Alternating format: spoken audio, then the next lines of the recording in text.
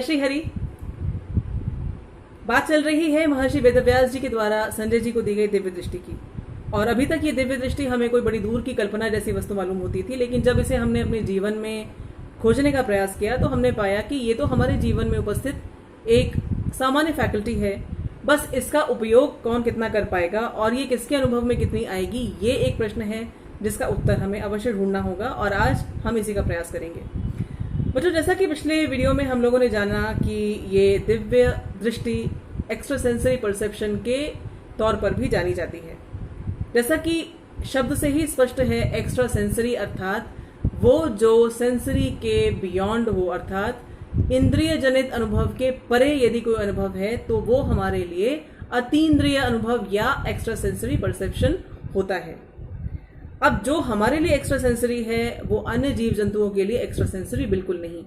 जैसे हमारी आंख की जो दृश्य क्षमता है वो है 390 नैनोमीटर से लगभग 700 नैनोमीटर की वेवलेंथ के बीच। अगर वाइब्रेशनल फ्रीक्वेंसी की भाषा में बात की जाए तो लगभग 400 टेराहर्ट्ज से लेकर 790 टेराहर्ट्ज तक हमारी आंखों की दृश्य क्षमता है और इसी कारण हम इंफ्रारेड और अल्ट्रावायलेट लाइट्स को नहीं देख पाते, परंतु पशु इसे देख लेते हैं। और तो और मनुष्यों में भी ऐसा पाया गया है कि कई बार कैटरैक्ट या अन्य किसी आंख की मेडिकल कंडीशन के कारण जब उनकी आंख का लेंस रिमूव कर दिया गया तो उन्होंने अल्ट्रावायलेट लाइट देख पाने की क्षमता भी बताई। तो ये जो एक्स्ट्रा सेंसरी नाम का जो शब्द हम कहते हैं वो सिर्फ इसलिए कहते हैं कि हमारे फिजिकल सेंसेस, हमारे भौतिक इंद्रियों की सीमा के बाहर जब कोई चीज हमारे अनुभव में आती है तो वो हमारे लिए एक्स्ट्रा सेंसरी हो जाती है। अब प्रश्न ये उठता है कि वेदव्यास जी ने ऐसी एक्स्ट्रा सेंसरी अनुभव संजय जी को दिए तो दिए कैसे? इसका उत्तर मिलेगा बच्चों मन में। मन नामक जो फैकल्टी है, मन नामक जो एलिमेंट, जो तत्व है, इसे समझना होगा। जैसा आपने पिछले वीडियो में देखा, जब हम सो रहे होते हैं तो सब कुछ शून्य होता है, बिल्कुल वॉइड, जीरो। और जब हम जागते हैं तो हमें धीरे धीरे चीजों का संज्ञान आता है। जब हम सो रहे होते हैं तब मन हमारा शून्य अवस्था में होता है, अर्थात होकर भी नहीं होता। जागने पर इसके अंदर रिकॉर्डेड जितनी भी स्मृतियां हैं ये उन सब को लेकर हमारे समक्ष प्रस्तुत हो जाता है। बच्चों, जैसे एक मूल आय से हम सारे के सारे आय बने हैं, एक मूल मय से हम सबका जन्म हुआ है, बिल्कुल ठीक वैसे ही एक मूल मन से सारे के सारे मन भी बने हैं।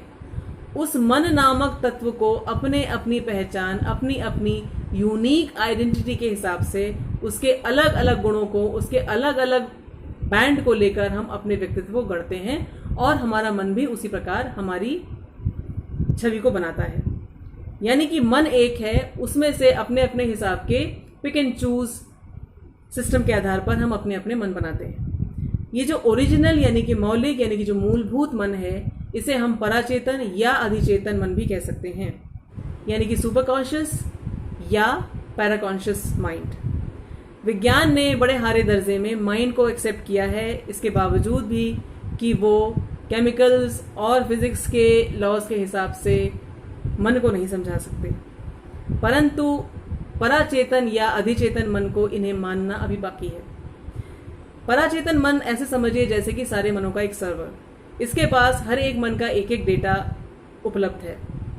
इसके लिए कोई भी मन बेगाना नहीं, ये जब चाहे किसी के भी मन में हैक कर सकता है।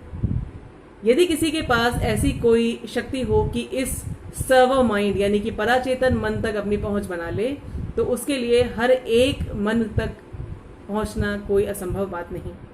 महर्षि वेदव्यास जी के पास इसी पराचेतन मन तक पहुंचने की शक्ति थी। महर्षि वेदव्यास अपने इंडिविजुअल मन के स्तर पर ऑपरेट नहीं करते थे, इनकी लाइव लॉगिन थी इस पैराकॉन्शियस माइंड के साथ, इस सुपर कॉन्शियस माइंड के साथ। जब इन्होंने संजय को ये दिव्य दृष्टि दी बच्चों, तो देने का मतलब ये नहीं था कि इन्होंने अपनी कोई शक्ति उनको दे दी और अब उनके पास वो शक्ति नहीं रही, या अपनी शक्ति में से कुछ भाग इन्होंने संजय को दे दिया तो अब इनके पास कम हो गया। इनका दिव्य दृष्टि देने का जो उदाहरण है, इसको आप बिल्कुल ऐसे समझिए जैसे आप अपने किसी मित्र को अपने वाईफाई का पासवर्ड दे दें। अब जितना उस डेटा पर आपका अधिकार है उतना ही आपके मित्र का भी अधिकार है और आप दोनों बराबर से उस डेटा का उपयोग और उपभोग कर सकते हैं। बिल्कुल यही वेदव्यास जी ने संजय जी को दिया अपने मन के माध्यम से उन्होंने पराचेतन मन तक संजय की पहुंच बनवाई। अब संजय हर वो चीज देख सकते थे उस पराचेतन मन में उपस्थित जो भूत भविष्य वर्तमान में कभी भी घट चुकी हो, घट रही हो, घटने वाली हो। किसी के भी मन में कुछ भी चल रहा था किसी भी समय या चलने वाला है, इसकी पूरी की पूरी जानकारी संजय जी वहां से प्राप्त कर सकते हैं। तो ये है वो सीक्रेट, ये है वो रहस्य जिसे हम अभी तक नहीं समझ पाए। टेलीपैथी को आज साइंस भी मानने लगा है। बच्चों पता है अभी क्या हुआ है? कुछ ही दिन पहले भारत में बैठे हुए एक व्यक्ति ने फ्रांस में बैठे हुए 3 वैज्ञानिकों को 2 शब्द टेलीपैथिक कम्युनिकेशन के माध्यम से बताए, और वो 2 शब्द थे होला और चाओ। ये बात अलग है कि इसके लिए उन्होंने कुछ फिजिकल इक्विपमेंट्स का भी प्रयोग किया और उसके सहायता से इन्होंने चीज़ों को ब्रेन टू ब्रेन कम्युनिकेशन स्थापित करने का भी प्रयास किया। परंतु बात फिर भी वही है कि एक दूसरे से कुछ भी नहीं कहा गया था, न देखा गया था, न सुना गया था। केवल अपने मस्तिष्क से भेजी हुई किसी मानसिक तरंग को दूसरे व्यक्ति के मानसिक तरंग में कन्वर्ट करना था, जहां पर उस व्यक्ति को अपने मस्तिष्क में उसी तरंग को वैसे ही एक्सेप्ट करना था, रिसीव करना था। 70 मिनट का टाइम लगा इन 2 शब्दों को डिकोड करने में, और ये पाया गया कि टेलीपैथिक कम्युनिकेशन से ये 2 शब्द बोले गए थे। टेलीपैथिक कम्युनिकेशन बड़ा नेचुरल और बड़ा ही नॉर्मल एक घटना है। एक बड़ी प्रख्यात घटना है इसमें 2 जुड़वा बहनों की। बच्चों इनके नाम है हाउटन सिस्टर्स। एक का नाम है गेमा हाउटन और दूसरे का नाम है लिएन हाउटन। ये दोनों जुड़वा हैं, 15 साल की हैं। इनमें से एक बहन ऊपर वाले मंजिल पर है और नीचे वाली फ्लोर पर दूसरी वाली बहन कुछ कार्य कर रही है। अचानक इस दूसरी बहन को बड़ी जोर की घबराहट महसूस होती है, यानी कि गेमा को, और इसे ऐसा लगता है कि इसे तुरंत अपनी बहन को देखना चाहिए। और ये भागकर जब सीढ़ियां चढ़कर ऊपर पहुंचती है तो ये पाती है कि इसकी बहन को कार्डियक सीजर हो चुका है और वो पानी में डूब रही है और वो मूर्छित है, यानी कि अनकॉन्शियस है। तुरंत मेडिकल हेल्प देकर उसे बचा लिया जाता है, परंतु इससे टेलीपैथिक कम्युनिकेशन की सच्चाई बिल्कुल खुलकर हमारे सामने आती है। एक और घटना है कैलिफोर्निया के एक पति पत्नी की। पत्नी का नाम है ट्रेसी ग्रैंगर, और ये रात के समय पहाड़ी के किनारे एक सड़क पर अपनी गाड़ी चला रही हैं। अचानक एक बर्फीले पैच पर इनकी गाड़ी बड़ी जोर से टकराती है और इसके बाद जोर से फिसलती हुई 350 फीट नीचे खड्ड में जा गिरती है। सौभाग्यवश इनकी गाड़ी जब गिरती है तो इस प्रकार से फंसती है कि दाहिना हिस्सा ऊपर की ओर रह जाता है, जिससे कि जो ड्राइवर है वो ऊपर की ओर है।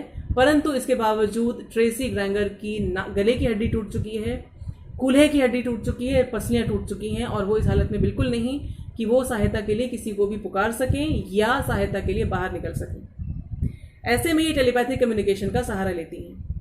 ये पूरे ध्यान से बैठ जाती हैं और अपने पति ली ग्रैंगर को अपने मन के संदेश पहुंचाने का प्रयास करती हैं, जिसकी भाषा है कि मुझे बहुत देर हो गई है, मैं किसी मुसीबत में हूँ, प्लीज़ मुझे ढूंढने का प्रयास करो, प्लीज़ समझने का प्रयास करो कि मैं किस कष्ट में हूँ, मैं किस संकट में हूँ। होता यह है कि ली ग्रैंगर को अचानक से घबराहट होने लगती है, उन्हें अपनी पत्नी की चिंता लगने लगती है और वो जल्दी ही पुलिस डिपार्टमेंट की सहायता लेते हैं। पूरी ज़ोरों शोर से खोज की जाती है और पाया जाता है कि ट्रेसी ग्रैंगर पहाड़ी के नीचे गाड़ी में लटकी हुई पाई गई हैं। बहुत बुरी हालत में थी वो, परंतु फिर भी उन्हें बचा लिया गया। हेलेन केलर बचपन से ही अंधी और बहरी थी, लेकिन जब उनको एक शिक्षिका एनी सलिवन के सानिध्य में लाया गया तो इन्हीं हेलेन केलर ने बड़े चमत्कारिक कार्य कर दिखाए। ये माना जाता है कि इनकी कुछ टेलीपैथिक कम्युनिकेशन का संबंध अवश्य था, और यही कारण है कि कभी कुछ भी ना सुनकर भी हेलेन केलर कई ऐसे ध्वनियों को निकाल लेती थीं जो कि किसी बहरे व्यक्ति के लिए निकालना असंभव है। अब ये जानने का प्रयास करेंगे कि टेलीपैथिक कम्युनिकेशन से हम क्या क्या कर सकते हैं। टेलीपैथिक कम्युनिकेशन से हम अपने मन की बात दूसरे तक पहुंचा तो सकते ही हैं, उसके मन की बात को भी जान सकते हैं। हम अपने मन का कोई विचार दूसरे के मन में स्थापित कर सकते हैं, यानी कि रोक सकते हैं, इम्प्लांट कर सकते हैं, या हम उसके मन को कंट्रोल में भी कर सकते हैं, उसके मन को नियंत्रित कर सकते हैं, जिसे हिप्नोटिज्म भी कहा जाता है। अब ये जानने का प्रयास करते हैं कि टेलीपैथिक कम्युनिकेशन हमारे अंदर है या नहीं। कुछ प्रश्न मैं आपसे पूछूंगी और आप बताइएगा कि क्या कभी आपको इस प्रकार के अनुभव हुए हैं। जैसा कि मैंने पिछली वीडियो में आपसे कहा, कभी ऐसा हुआ हो सकता है कि आप किसी व्यक्ति के विषय में सोच रहे हों और अचानक उस व्यक्ति का फ़ोन आ जाए या वो व्यक्ति स्वयं आ जाए और आपसे कहे कि वो व्यक्ति भी आपके विषय में सोच रहा था, या आपके फ़ोन मिलाते ही वो व्यक्ति बोले अरे मैं तो तुम्हारे विषय में ही सोच रहा था। ऐसा हो सकता है कि कोई व्यक्ति कब झूठ बोल रहा है ये आपको अपने आप इंट्यूशन से पता चल जाता है। आप लोगों के झूठों को बहुत जल्दी पकड़ लेते हैं बिना किसी सबूत, बिना किसी गवाही के। कभी कभी सपनों में आपको कोई ऐसी घटनाएं होती दिखती हैं जो कि आप बाद में पाते हैं कि सच हैं। उनसे मिलती जुलती घटनाएं या तो आपको सुनने में आती हैं या आप उन्हें देखते हैं। ये टेलीपैथी है। ऐसा हो सकता है कि इस आध्यात्मिक क्षेत्र की ओर आपकी बड़ी रुचि हो, स्पिरिट वर्ल्ड के विषय में जानने की, पैरानॉर्मल सुपरनैचुरल चीज़ों के विषय में जानने समझने का आपके अंदर शुरू से रुझान रहा हो। ये टेलीपैथिक क्षमता के होने की एक बहुत बहुत प्रबल पॉसिबिलिटी है। यदि आप कभी ध्यान करने बैठते हो और आपको ऐसा लगता हो कि आपके इस भौहों के बीच वाले हिस्से में, यानी कि आपके आज्ञा चक्र में कोई खुजली या कुछ रेंगने जैसा या कोई ठंडा ठंडा सा या बहुत गर्म सा कुछ अनुभव आपको हो रहा है, इसका अर्थ है कि आपकी टेलीपैथिक क्षमताएं बहुत जल्दी जगाई जा सकती हैं या वो पहले से ही जागृत हैं। ऐसा भी हो सकता है कि कोई व्यक्ति बात कर रहा है और आप उसके अगले शब्दों को बिना किसी सबूत, बिना किसी कारण अपने अंदर से जान जाते हैं कि वो क्या कहने वाला है। ये टेलीपैथिक एबिलिटी का एक और प्रूफ है। और अब सबसे महत्वपूर्ण बात कि इस टेलीपैथिक कम्युनिकेशन की क्षमता को बढ़ाया कैसे जाए। इसे बढ़ाने से पहले बच्चों इसे जांचना आवश्यक है, और इसे जांचने के लिए आपको एक ऐसे व्यक्ति को ढूंढना होगा जिसके साथ आपकी मेंटल वेवलेंथ मैच करती हो, अर्थात आपके विचार जिससे मिलते हो, जिसके मन की बात को समझना आपके लिए बड़ा आसान होता हो। आपका कोई बहुत घनिष्ठ मित्र, सच्चा मित्र, आपके माता पिता, आपके भाई बहन, कोई भी हो सकते हैं। अब क्या करेंगे आप? सबसे महत्वपूर्ण बात, आपको ध्यान करना होगा, मेडिटेशन। मेडिटेशन का अर्थ है अपनी फिजिकल बॉडी से अपने आप को डिटैच कर लेना, यानी कि फिजिकल सेंस परसेप्शन की सीमाओं से हट जाना, अपने सूक्ष्म शरीर में आ जाना और फिर धीरे धीरे उस सूक्ष्म शरीर से भी अंदर सिमट कर अपने आत्म पर चले जाना, आई पर चले जाना। ये है ध्यान का उद्देश्य। And this is the place where the supreme kind of bliss exists. परंतु ये सबके पहुंच में इसलिए नहीं आ पाता क्योंकि मन के शोर शराबे से हम सब आसानी से मुक्ति नहीं पा सकते। तो मेडिटेशन का प्रयास आप करेंगे। इसके लिए आप क्या करेंगे? किसी शांत, बिल्कुल साफ सुथरी जगह पर हर दिन बैठेंगे कुछ समय के लिए। यदि संभव हो सके तो बिल्कुल शोर शराबा ना हो ऐसे स्थान पर जाएं। यदि शोर शराबा आप ख़त्म नहीं कर सकते तो आप अपने कानों पर हेडसेट्स लगा सकते हैं, साउंड ब्लॉकिंग हेडसेट्स लगा सकते हैं। कई ऐसे बाइनॉरल बीट्स अवेलेबल हैं इंटरनेट पर, जिनको सुनकर, जो वाइट म्यूज़िक होते हैं, इनको आप अपने कानों में लगाकर मेडिटेशन का प्रयास कर सकते हैं। इसके अतिरिक्त आप अपनी आंखों पर काला चश्मा भी लगा सकते हैं जिस समय आप ध्यान करें। इसके बाद जब आप ध्यान की अवस्था में आएँ और बहुत रिलैक्स्ड, धीमी धीमी गहरी सांस लेते लेते जब बिल्कुल स्थिर आप अपने मन को पाएं, तब आप किसी भी ऑब्जेक्ट, किसी भी वस्तु के विषय में सोचें और उस वस्तु के एक एक अवयव, एक एक क्वालिटी, एक एक फीचर पर ध्यान दें। फॉर एग्जाम्पल, आपने सोचा किसी पेंसिल के बारे में, उस पेंसिल का एक एक फीचर अपनी आंखों के सामने बिल्कुल स्पष्ट लाने का प्रयास कीजिए, परंतु इसके लिए आप अपने मन पर जोर बिल्कुल नहीं देंगे।